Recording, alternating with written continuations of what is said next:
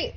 So we are working on form, and that is an area that has 3 dimensions compared to the 2 dimensions we were working on with shape. So with that, we had height, which was this, and we had width for our shape. But the difference that we're adding in for form is adding this 3rd dimension depth. So what we're going to do is we're going to take these shapes that are 2-dimensional, and our task is to draw the following shapes as forms and then shade them. So we're going to start by giving ourselves those basic shapes, and we've just got these basic shapes drawn out here. And the next step is to add that 3rd dimension depth. So what that means is that we are like seeing that space getting smaller and smaller as it's going farther and farther away from us. So what we need to do is give ourselves a small little vanishing point that's like where everything gets like teeniest, tiniest, like if you're looking down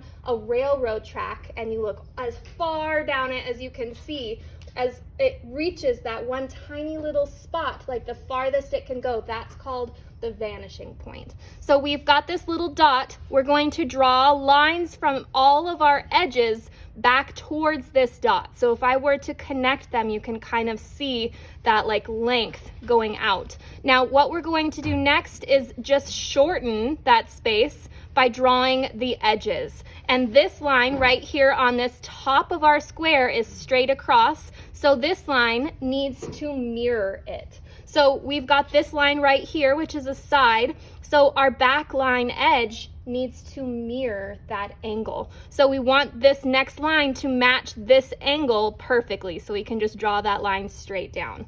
Now, as far as making our triangle into a form, it's a little bit different. We are going to add just a line going back and then a line showing that it's going back into space. We don't necessarily need to draw the back of this corner of the triangle because you don't see it, right? And then for a sphere, there's not really much you need to do to put that in perspective. It's already capable of having depth. You just need to add the shading. So what we're going to do next is choose a light source. So I've got my sun shining right over here. So it's just shining on the right-hand side, which means my shadows are going to go off to the left. So I'm just going to draw a shadow along the entire space where it's touching that bottom edge and then having it just kind of going out towards that left side. So we're adding that dark shadow underneath, and then it's just going out towards the left for all of these shapes.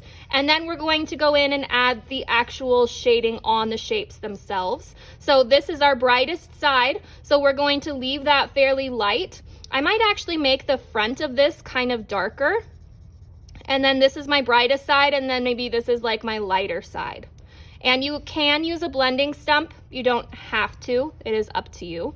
And then our light is coming on this side, so this side would probably be my darker side.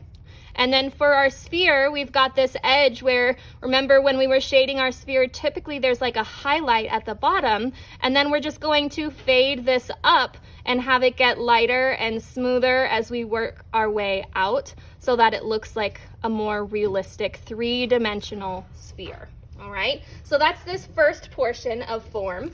And for the examples of form in artwork, it's actually pretty interesting. This is by an artist named M.C. Escher. He's that guy that does like impossible architecture, which I love. I think it's so interesting. So if you look at this, like look right here, this part's fun. If you look at this little window, is this guy like peeking out and this is like the bottom of that balcony? Or is this the stairway going up and going backwards into this hallway? What? And then is this curved out like a pillar, or is it curved in and carved? It's just like so confusing. I love it. It's like a really interesting example of form. And then this is an example of form as well, where they actually made a sculpture, and this is a bridge. It's called the Spoon Bridge, and it is just a gigantic sculpture that like it goes across water. But how weird to see like a gigantic spoon and a cherry just like out in a park. What? I love it. So those are some examples of form in artwork.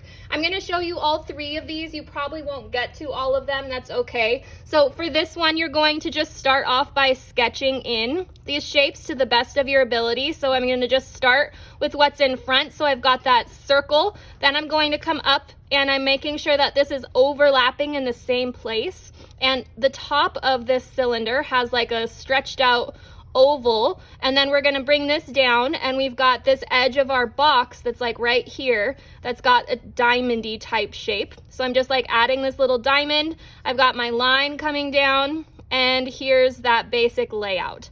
So now I've got these shapes. Now I'm going to shade them in using one of these. So I can look at this and say, all right, well, where are my darkest areas?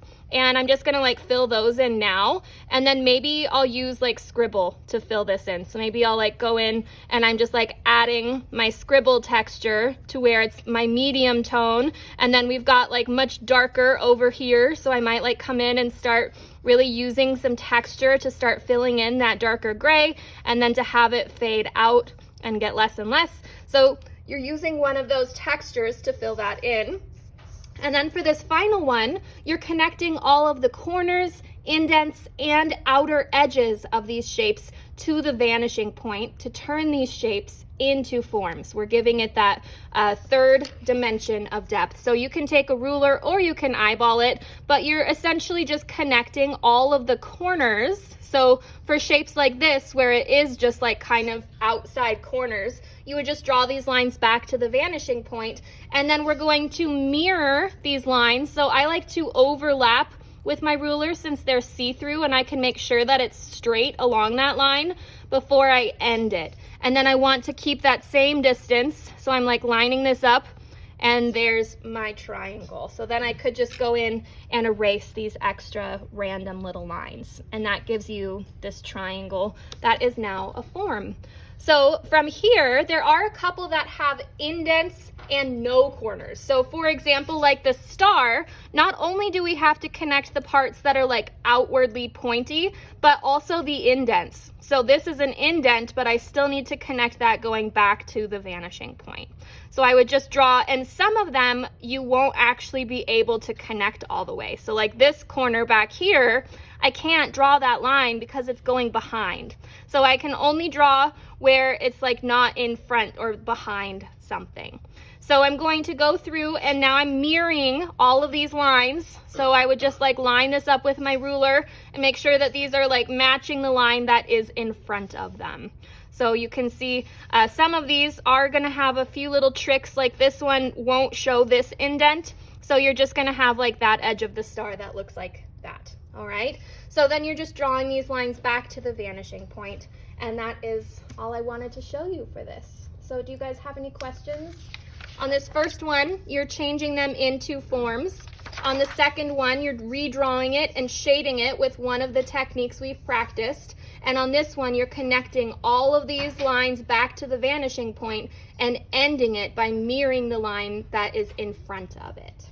Does that make sense? All right, so I am going to give you guys 8 minutes to work on this, and I'll call you back shortly after. So let me go